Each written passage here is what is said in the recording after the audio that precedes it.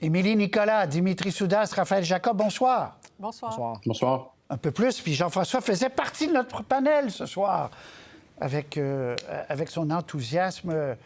Je vous fais entendre les réactions de Justin Trudeau, Pierre Poilievre, François Legault et de Joe Biden aujourd'hui sur tout ça, et on revient tout de suite.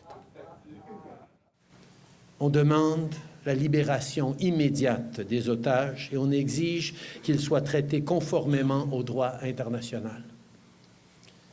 La violence envers la population civile n'est jamais acceptable. So let me be very clear.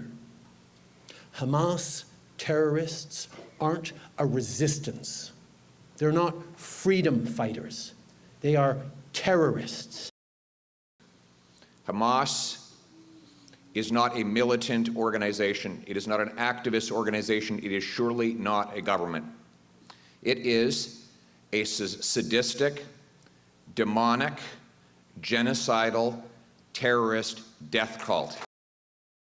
Il n'y a rien, mais absolument rien qui peut justifier que des terroristes du Hamas s'attaquent à des civils.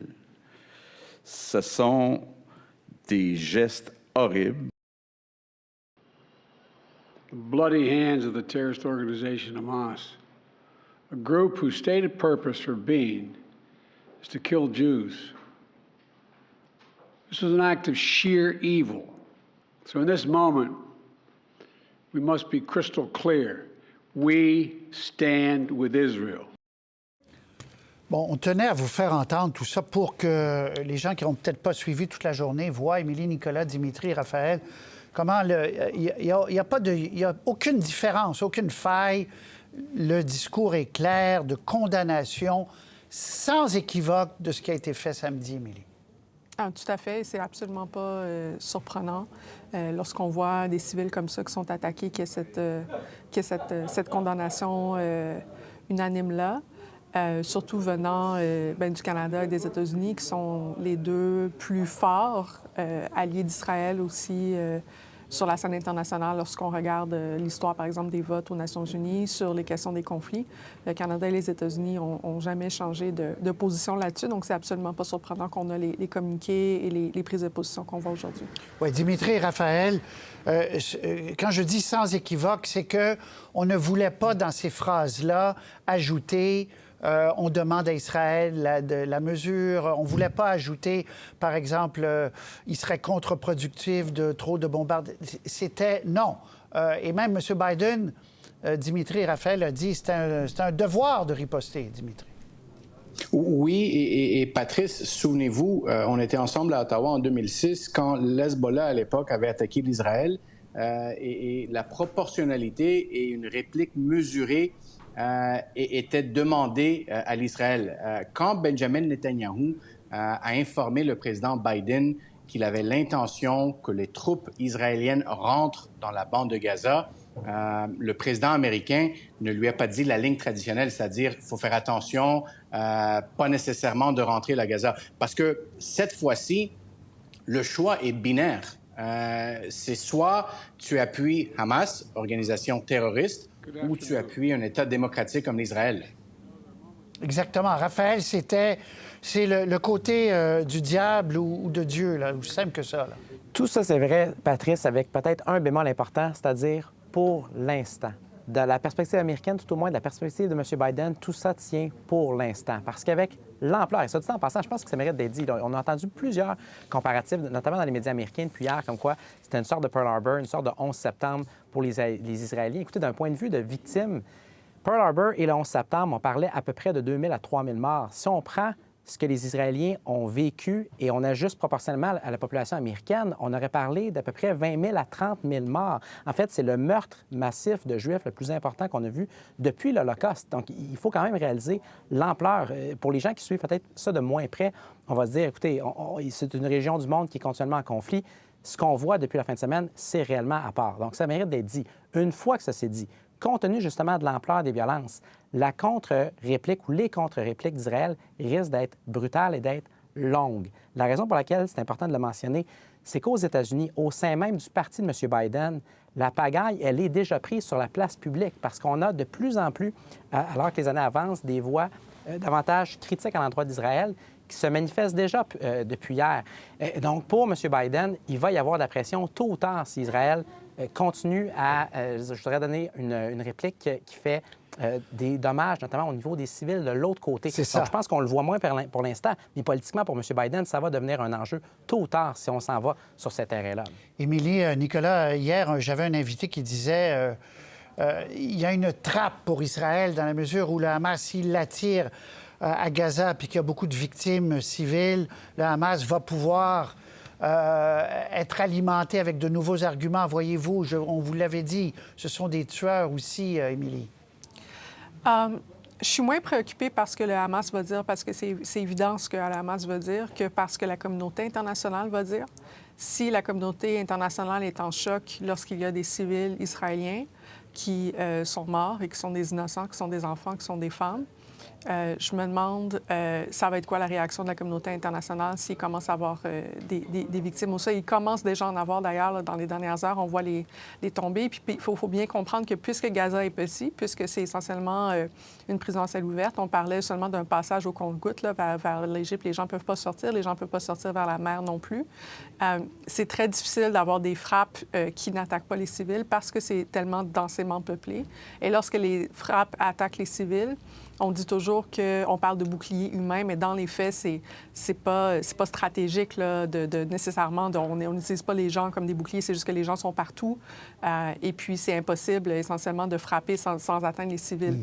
Et je pense que cette situation-là va faire changer, va créer une situation très politiquement difficile pour le Bloc occidental parce que le Hamas va dire ce que le Hamas va dire, mais aussi parce qu'on a tous des caméras et qu'on a les médias sociaux et qu'on va voir des vidéos circuler et que ça va être des images extrêmement violentes aussi à regarder. Puis j'ai bien hâte de voir ce que les gens vont en dire. Ce qui renvoie à la question qui est douloureuse parce qu'on ne voit pas la porte de sortie, là. On ne la voit pas. Israël ne va jamais, puis évidemment, négocier avec quelqu'un qui souhaite la destruction d'Israël, le Hamas. L'autorité palestinienne est totalement discréditée. Les pays arabes, on regarde ailleurs pour la plupart. Donc, l'espoir vient d'où, Raphaël, Dimitri, Émilie? Raphaël? Bien, écoutez, il y a non seulement ça, Patrice, mais il y a également ceci. C'est le timing, permettez-moi l'anglicisme, là. Il faut réaliser le contexte dans lequel toute cette tragédie-là, ces tragédies-là, en fait, multiples, surviennent. C'est alors qu'on semblait réellement s'approcher de ce qui aurait été la plus grande percée pour la paix dans la région, possiblement depuis les accords de Camp David dont vous parliez avec M. Lépine. Il y a un instant, si le gouvernement américain et le gouvernement saoudien et le gouvernement israélien étaient en mesure, ou plutôt avaient été en mesure d'accoucher du plan énorme de pacification de la région, est-ce que ça aurait réglé tous les problèmes? Non, mais ça aurait isolé les voix les plus extrémistes. Parce qu'il y avait un volet palestinien, apparemment, à cette entente. Évidemment. Et là, avec ce qui se passe et ce qui va se passer, on s'entend que c'est torpillé presque assurément au point pour le court terme. Également, ceci à réaliser. L'Iran et le rapprochement que M. Biden voulait avec le régime iranien, là aussi, oubliez ça. Ne serait-ce que dans le court terme, ça va être vu à Washington comme étant politiquement beaucoup trop dangereux, alors que l'Iran est accusé à droite et à gauche d'avoir été la force derrière ces attentats-là de la fin de semaine. OK. Gardez, je veux vous faire entendre quelque chose de très rapide parce que je dois aller... M. Biden qui remercie des alliés du G7. Et vous allez voir, c'est court, mais ce n'est pas un problème d'ouïe. Vous n'entendrez pas le mot Canada. On écoute. Yesterday, I also spoke with the leaders of France, Germany, Italy, and UK to discuss the latest developments with our European allies and coordinate our united response.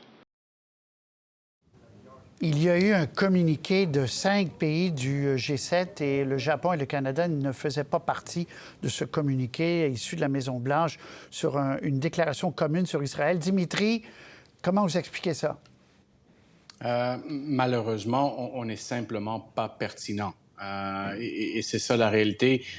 Écoutez, le premier ministre actuel a décidé, pour des raisons politiques, de jouer sur les deux bords et donc de ne pas avoir une position aussi claire que, par exemple, son prédécesseur. Pour répondre à votre question initiale, Patrice, à quand une résolution à ce conflit? Bien, lorsque les deux parties finiront par avoir des dirigeants qui sont prêts à faire un véritable effort de réconciliation, mais aussi, d'abord et avant tout, capable de mobiliser le soutien du public en sa faveur. Parce qu'il y a de l'extrémisme des deux bords. Et c'est là où Oslo a échoué, parce que les Palestiniens n'ont pas abandonné la terreur, mais aussi les Israéliens ont cherché des colonies sur des terres qui étaient ostensiblement réservées aux Palestiniens. Et finalement, les Américains, Patrice, dans tout ça, ont été incapables de forcer la main et on se retrouve aujourd'hui. Donc, Oslo, malheureusement, a été délibérément conçu pour améliorer le conflit plutôt que d'y mettre fin. Émilie Nicolas, on peut revenir effectivement plusieurs fois sur le passé, puis on l'a fait tout à l'heure pour expliquer, mais quand on regarde vers l'avenir, on a beau chercher, encore une fois, on ne voit pas d'issue, d'apaisement dans ce conflit. On a l'impression que les Palestiniens sont plus seuls que jamais, là, avec des dirigeants qui ne veulent pas plus la paix que d'autres.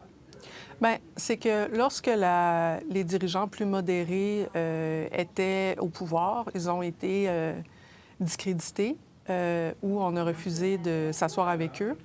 Puis, lorsqu'on est un radical, on a envie d'avoir en face de soi un radical parce que le radical permet de justifier sa propre description caricaturale de son adversaire.